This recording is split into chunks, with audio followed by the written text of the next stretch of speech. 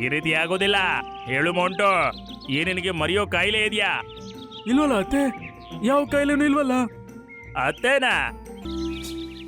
Red berry ಕಾಡಲ್ಲಿ ಮೀನು ಮೊಳದ ಜೊತೆಗೆ ಅದರ ಗಂಡ ಲಂಪಿ ಮೊಳ ಜಗಳ ಮಾಡ್ತಾ ಇರತ್ತೆ. ಯಾವಾಗ ನಿನ್ನ ಮದುವೆ ಆದ್ನೋ ನಾನಂತೂ ಬರ್ಬಾದಾಗಿದ್ದೀನಿ. ನನ್ನ ಜೀವನನೇ ಹಾಳಾಗೋಯ್ತು. ಹಾ ನನ್ ಮದ್ವೆ ಮಾಡ್ಕೊಂಡು ನಿನಗಿದ್ದ ಎಲ್ಲ ಕೋಟಿಗಟ್ಲೆ ಆಸ್ತಿನ ನಾನು ನಾಶ ಮಾಡ್ಬಿಟ್ಟೆ ಅಲ್ವಾ? ನಾನ್ ಬರಕ್ ಮುಂಚೆ ಮೋದಿಜಿ ಅವ್ರ ಜೊತೆ ಇಲ್ಲ ಯೋಗಿಜಿ ಅವ್ರ ಜೊತೆ ನೀನ್ ಕೂತಿದ್ದೆ ನೋಡು. ನಾನ್ ಬಂದ್ಮೇಲೆ ಬೀದಿಗ್ ಬಿದ್ದಿದ್ಯಾ ನೀನು. ಏನ್ ತಮಾಷೆ ಮಾಡ್ತಾ ಇದೀಯ ನೀನು?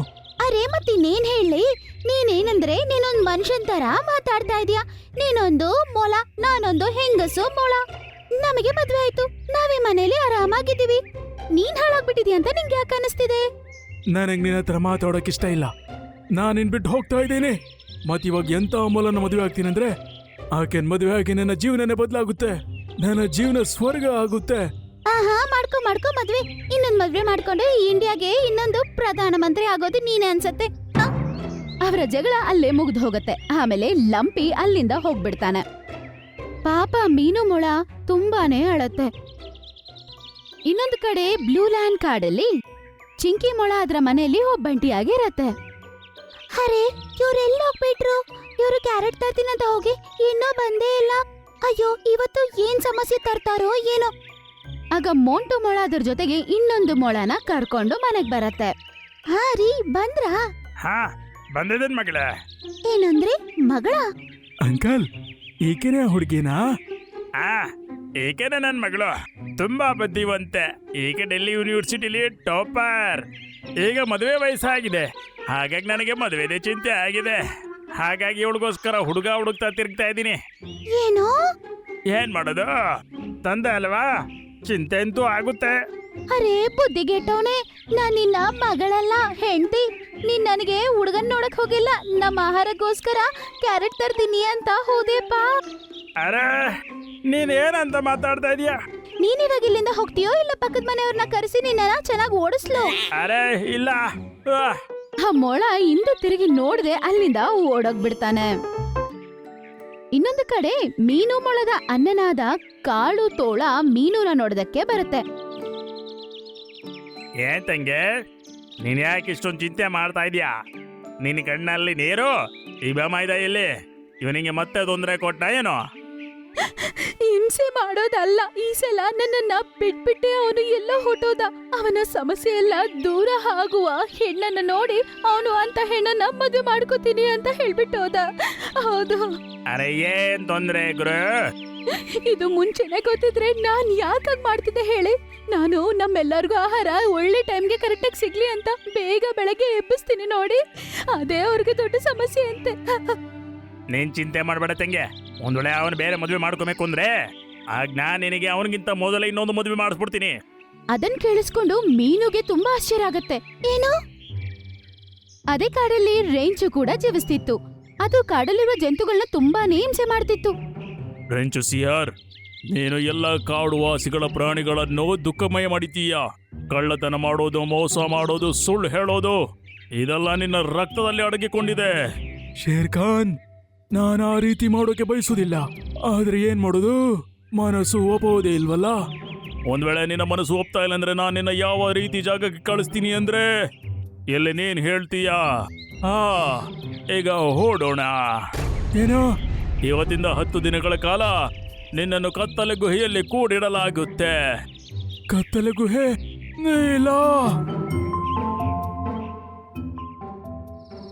ನರಿನ ಹಳೆಯ ಗುಹೆಯಲ್ಲಿ ಕೂಡಾಕ್ಬಿಡ್ತಾರೆ.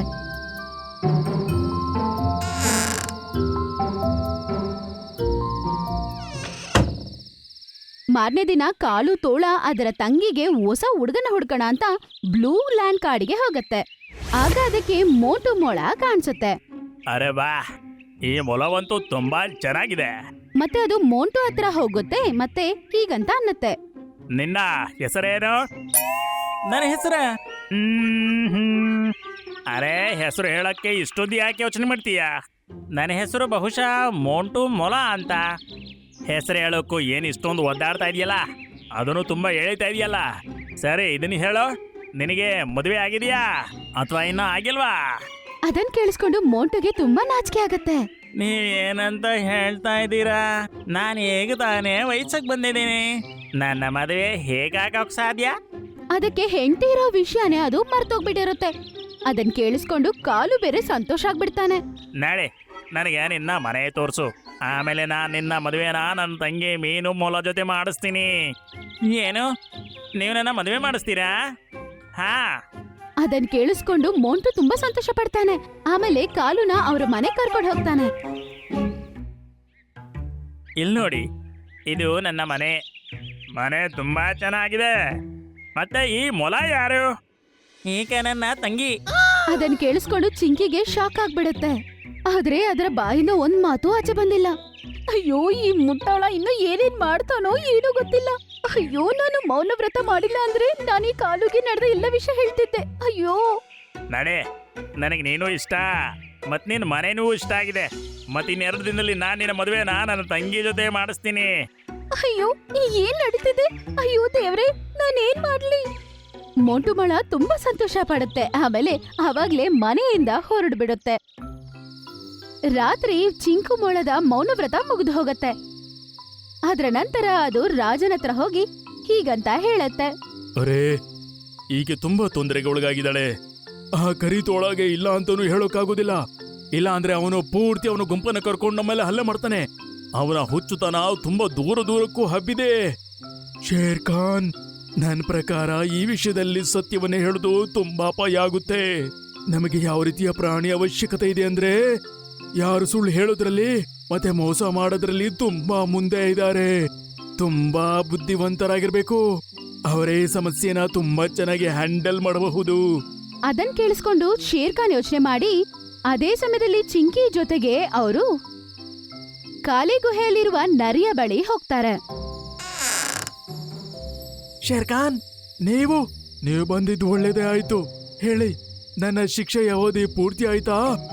ಪೂರ್ತಿ ಅಂತೂ ಆಗಿಲ್ಲ ಸಿಯಾರ್, ಆದ್ರೆ ನಮಗೆ ನಿನ್ನ ಅವಶ್ಯಕತೆ ಇದೆ. ನನ್ನ ಅವಶ್ಯಕತೆ ಇದೆಯಾ? ಚಿಂಕಿ ನಡೆದ ಎಲ್ಲಾ ವಿಷಯವನ್ನು ಅವ್ರಿಗೆ ಹೇಳುತ್ತೆ. ಓಹೋ, ಇದಂತೂ ತುಂಬಾನೇ ಕಷ್ಟವಾಗಿದೆ. ಇದರಲ್ಲಿ ಯಾವ ರೀತಿಯ ಪ್ರಾಣಿ ಕೆಲ್ಸಕ್ಕೆ ಬರುತ್ತೆ ಅಂದ್ರೆ, ಯಾರು ಅತ್ಯಂತ ಮೋಸ, ಸುಳ್ಳು, ಕಳ್ತನ ಮಾಡ್ತಾರೆ. ಹಾಗಾಗಿ ನಾನು ಈ ಕೆಲ್ಸಕ್ಕೆ ನಿನ್ನನ್ನು ಆಯ್ಕೆ ಮಾಡ್ಕೊಂಡೆ. ಅದನ್ ಕೇಳಿಸ್ಕೊಂಡು ನರಿ ಆಶ್ಚರ್ಯವಾಗಿ ಶೇರ್ ಖಾನ್ನ ನೋಡತ್ತೆ. ಈಗ ಜಾಸ್ತಿ ಆಶ್ಚರ್ಯ ಆಗ್ಬೇಡ. ನೀನ್ ಈ ಗುಹೆಯಿಂದ ಸ್ವತಂತ್ರನಾಗಿದ್ದೀಯಾ, ಆದ್ರೆ ಆದಷ್ಟು ಬೇಗ ಈ ಸಮಸ್ಯೆನ ಬಗೆಹರಿಸೋದು ಯೋಚನೆ ಮಾಡು. ನೀನ್ ಯಾವ ರೀತಿ ಕೆಲಸ ಮಾಡ್ಬೇಕಂದ್ರೆ, ಅದರಿಂದ ಮೌಂಟು ಬೇರೆ ಮದುವೆ ಆಗೋದನ್ನು ತಡಿಬಹುದು. ಮತ್ತೆ ಕರಿ ತೋಳ ಮತ್ತ ಅವನ ತಂಗಿಗೂ ಯಾವ ಸಮಸ್ಯೆನೂ ಆಗ್ಬಾರ್ದು. ಯಾಕಿಲ್ಲ ಶೇರ್ ಖಾನ್, ನಾನು ಎಲ್ಲ ನಿಭಾಯಿಸ್ತೀನಿ. ಆ ನರಿ ಸ್ವಲ್ಪ ಹೊತ್ತು ಯೋಚನೆ ಮಾಡತ್ತೆ. ಆಮೇಲೆ ಅದು ಶೇರ್ ಖಾನ್ ಹತ್ರ ಹೇಳುತ್ತೆ. ಶೇರ್ ಖಾನ್, ನೀವು ಮೋಂಟು ಮೊಲ ಮದುವೆಗೆ ತಯಾರಿ ಮಾಡಿ. ಇಲ್ಲ, ಅವರು ಬೇರೆಯವ್ರನ್ನ ಮದ್ವೆ ಆಗ್ಲು ನಾನ್ ಬಿಡೋದಿಲ್ಲ. ಆಗ ನರಿ ಅದ್ರ ಕೈಯಲ್ಲಿರುವ ಹೂವನ್ನು ಚಿಂಕಿ ಕೈಗೆ ಕೊಡುತ್ತೆ. ಚಿಂಕಿ ಮೊಲ, ನೀನ್ ಸ್ವಲ್ಪ ಈ ಹೂವಿನ ವಾಸನೆ ನೋಡು. ಇದು ಏನು? ಚಿಂಕಿ ಅದರ ವಾಸನೆ ನೋಡಿದ ತಕ್ಷಣ ಅದು ಸ್ಪೃಹೆ ತಪ್ಪೇ ಬಿದ್ದೋಗುತ್ತೆ.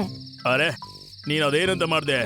ಶೇರ್ ಖಾನ್, ಒಂದ್ ವೇಳೆ ಏಕೆ ಪ್ರಜ್ಞೆಲಿದ್ರೆ ಆಗ ಪ್ಲಾನ್ ಸಕ್ಸಸ್ಫುಲ್ ಆಗೋದಿಲ್ಲ. ಈಗ ನಾನೇನ್ ಹೇಳ್ತೀನೋ ನೀವು ಅದನ್ನ ಮಾಡ್ತಾ ಇರಿ. ನರಿ ಶೇರ್ ಖಾನ್ ಜೊತೆಗೆ ಗುಹೆಯಿಂದ ಆಚೆ ಬರುತ್ತೆ. ನರಿ ಹೇಳಿದ ಕಾರಣದಿಂದ ಶೇರ್ ಖಾನ್ ಎಲ್ಲ ಪಕ್ಷಿಗಳನ್ನು ಕರೀತಾನೆ. ನೀವೆಲ್ಲ ಅಕ್ಕಪಕ್ಕದ ಕಾಡಿಗೆ ಸುದ್ದಿಯನ್ನು ಹಬ್ಬಿಸಿ. ಈ ಮೋಂಟು ಮೊಲದ ಮದುವೆ ಈ ಕರಿ ತೋಳದ ತಂಗಿ ಮೀನು ಮೊಲದ ಜೊತೆ ಆಗುತ್ತೆ. ಈ ವಿಷಯ ಎಲ್ಲಾ ಕಾಡಲ್ಲಿ ಎಲ್ಲರಿಗೂ ಗೊತ್ತಾಗತ್ತೆ. ಎಲ್ಲಾ ಜಂತುಗಳು ಸಾಯಂಕಾಲದ ಸಮಯದಲ್ಲಿ ಮದುವೆ ಸಮಾರಂಭಕ್ಕೆ ಹೋಗಲು ಎಲ್ಲರೂ ಒಟ್ಟುಗೂಡುತ್ತಾರೆ. ಸಂದೇಜಿ, ನಡೀರಿ, ಹೇಗಾದಷ್ಟು ಬೇಗ ಅವ್ರ ಜೊತೆ ಮದುವೆ ಮಾಡಿಸ್ಬಿಡೋಣ. ಅರ್ಥ ಆಯ್ತು, ಕಾರ್ಯಕ್ರಮ ಶುರು ಮಾಡಿ. ಆಗ ಕೋತಿ ಪೂಜಾರಿ ಮಂತ್ರ ಹೇಳಕ್ಕೆ ಶುರು ಮಾಡ್ತಾನೆ. ಮದುವೆ ಗಂಡು ಮದುವೆ ಹೆಣ್ಣು ಮುಂದೆ ಬರಬೇಕು. ಅವ್ರಿಬ್ರು ಅಲ್ಲಿಗೆ ನಡ್ಕೊಂಡ್ ಬರ್ತಾರೆ. ಆಗ ಅವ್ರಿಗೆ ಒಂದು ಶಬ್ದ ಕೇಳ್ಸತ್ತೆ. ಈ ಮದುವೆ ಆಗೋದಿಲ್ಲ. ಎಲ್ಲರೂ ನೋಡ್ತಾರೆ. ಅಲ್ಲಿಗೆ ಲಂಪಿ ಮೊಳ ಬಂದ್ಬಿಟ್ಟಿರ್ತಾನೆ. ಯಾಕಾಗೋದಿಲ್ಲ? ಯಾಕಂದ್ರೆ ಈಕೆ ನನ್ನ ಪತ್ನಿ. ಮುಂದಳೆ ನನ್ನ ತಂಗಿಯನ ನೀನು ಹೆಂಡತಿ ಅಂತ ಒಪ್ಕೊಳ್ತಿ ಅಂದ್ರೆ ಯಾಕೆನ ಬಿಟ್ಟು ಹೋದೆ? ನಾನು ಮಾಡಿದ್ದು ತಪ್ಪು. ಇಷ್ಟು ದಿನ ನನ್ನ ಮನೆಯಿಂದ ಹೊರಗಡೆ ಇದ್ದು ಅನುಭವಿಸಿದ್ದೀನಿ. ಹೆಂಡತಿ ಇಲ್ದೆ ಗಂಡನಿಗೆ ಯಾವುದೇ ಮರ್ಯಾದೆ ಇರೋದಿಲ್ಲ. ಮತ್ತೆ ಮನೆ ಕೂಡ ಸ್ಮಶಾನದ ರೀತಿ ಇರುತ್ತೆ. ನನ್ನ ಕ್ಷಮಿಸ್ಬೇಡು ಮೀನು. ಅದನ್ ಕೇಳಿಸ್ಕೊಂಡು ಮೀನುಗೆ ಬೇಜಾರಾಗತ್ತೆ. ಆದ್ರೆ ಕಾಲು ಮಾತ್ರ ತುಂಬಾ ಕೋಪದಿಂದ ಇರ್ತಾನೆ. ಇಲ್ಲ, ಈಗ ಮೀನು ಮದುವೆ ಇವನ ಜೊತೆ ಹಾಗೆ ಆಗುತ್ತೆ. ಆಗ ಚಿಂಕಿ ಕೂಡ ಅಲ್ಲಿಗೆ ಬರುತ್ತೆ. ಈ ಮದ್ವೆ ನಡಿಬಾರ್ದು. ಅರೆ, ನೀನ್ ಯಾರು ಬಂದಿದ್ದು? ನಾನು ಚಿಂಕಿ ಮೊಳ, ಇದರ ಹೆಂಡತಿ. ಏನು, ನೀನಿವನ ಹೆಂಡ್ತಿನ? ಆದ್ರೆ ಇವರಂತೂ ನಿನ್ನ ತಂಗಿ ಅಂತ ಹೇಳಿದ್ನಲ್ಲ. ಅರೆ, ಇವ್ರಿಗೆ ಮರವು ಜಾಸ್ತಿ ಇದೆ, ಅದಕ್ಕೆ ಅವರು ಹಂಗ್ ಹೇಳಿದ್ರು. ಇಲ್ಲ, ಈ ರೀತಿ ಆಗೋದಿಲ್ಲ. ಹೇಳು ಮೊಂಟು, ಈ ನಿನಗೆ ಮರೆಯೋ ಕಾಯಿಲೆ ಇದೆಯಾ? ಇಲ್ವಲ್ಲ ಅತ್ತೆ, ಯಾವ ಕಾಯಿಲೆನೂ ಇಲ್ವಲ್ಲ. ಅತ್ತೇನಾ? ಅತ್ತೆ, ನೀವು ಈ ಮಗನ್ನ ನನಗೆ ಮದುವೆ ಮಾಡಿಸಿ ನಿಮ್ಮ ಮನೆ ಸೊಸೆ ಮಾಡ್ಕೊಳ್ಳಿ. ನಾನ್ ನಿಮ್ಮ ಮಗನ್ನ ತುಂಬಾ ಖುಷಿಯಾಗಿ ಇಟ್ಕೊಳ್ತೀನಿ. ಮತ್ತೆ ಆದಷ್ಟು ಬೇಗ ನಿಮ್ಮನ್ನ ಅಜ್ಜಿ ಮಾಡ್ತೀನಿ. ಅದನ್ ಕೇಳಿಸ್ಕೊಂಡು ಕಾಲು ತೋಳಗೆ ತಲೆನೇ ಕೆಟ್ಟೋಗುತ್ತೆ. ಆಗ ನರಿ ಮಾತನ್ನು ಬದಲಾಯಿಸಿ ಹೀಗಂತ ಹೇಳುತ್ತೆ. ಕರಿ ತೋಳ, ನಾವ್ ಈ ನಾಟಕನ ನಿಮ್ಮ ಬಾಮೈದನಿಗೆ ಬುದ್ಧಿ ಕಲ್ಸೋದಕ್ಕೋಸ್ಕರನೇ ಮಾಡಿದ್ದು. ಈಗ ನಿಮ್ಮ ಬಾಮೈದನಿಗೆ ಅವನ ತಪ್ಪಿನ ಅರಿವಾಗಿದೆ. ನನಗೆ ನಂಬಿಕೆ ಇದೆ, ಅವನು ಮತ್ತೆ ಯಾವುದೇ ತಪ್ಪನ್ನು ಮಾಡುವುದಿಲ್ಲ ಅಂತ. ಇವನಿಗೆ ಮತ್ತೊಂದು ಅವಕಾಶ ಕೊಡಿ. ಆಯ್ತು ಸಿಯಾರ್, ನನಗೂ ಅದೇ ರೀತಿ ಅನಿಸ್ತಾ ಇದೆ. ಧನ್ಯವಾದ ಅಣ್ಣ. ಹಂಗಂತೇಳಿ ಮೀನು ಹೋಗಿ ಅವ್ರ ಗಂಡನ್ನ ಹಪ್ಕೊಳ್ಳುತ್ತೆ. ನಾನ್ ನಿಮ್ಮನ್ನ ಸರಿ ಮಾಡ್ತೀನಿ ಬನ್ನಿ. ಇವಾಗಾದ್ರೂ ಜ್ಞಾಪಕ ಬಂತ ನಾನ್ ಯಾರಂತ? ಇಲ್ಲ ಅಮ್ಮ, ನನ್ ಮೇಲೆ ಕೋಪ ಮಾಡ್ಕೋಬೇಡಿ. ನನಗೆ ಗೊತ್ತಿದೆ, ನೀವು ನನ್ನ ತಾಯಿ. ಅಯ್ಯೋ! ಕೈಯಲ್ಲೇದು ಕಟ್ಗೆ ಎತ್ಕೊಂಡು ಮೋಟು ಹಿಂದ್ಗಡೆನೆ ಓಡಕ್ ಶುರು ಮಾಡುತ್ತೆ. ಬೇರೆ ಎಲ್ಲಾ ಜಂತುಗಳು ಅವರಿಬ್ರು ಈ ತರ ಓಡ್ತಿರೋದನ್ನ ನೋಡಿ ಅವರೆಲ್ಲರೂ ನಗ್ತಾರೆ. ಅಮ್ಮ, ನನ್ನ ಕ್ಷಮಿಸ್ಬಿಡಿ ಅಮ್ಮ.